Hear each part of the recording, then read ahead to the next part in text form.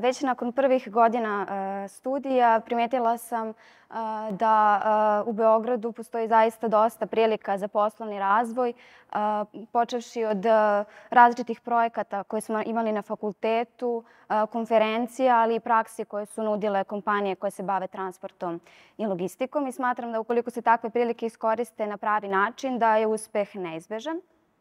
Jedna takva prilika se i meni ukazala nakon završene 3. godine osnovnih studija, kada je italijanska kompanija Fercam raspisala konkurs za stipendiranje saobraćajnih inženjera.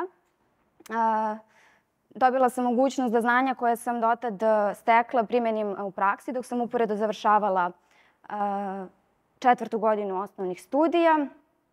Ta godina je svakako i bila prekretnica, zato što sam shvatila da mogu podjednako dobro da se razvijam i rastem u Srbiji kao i inostranstvu, zbog čega sam i master studije završila u Beogradu. Sada sam na doktorskim studijama i verujem da u Srbiji zaista može dobro da se razvija kako i na poslovnom, tako i na akademskom planu. Svakako, jedan od razloga jesu prijatelji i porodica kao najvažnija podrška u svemu tome. Da tvoja firma ima maskotu, šta bi to bilo i koji bi bio njegov poseban talenat ili supermoć?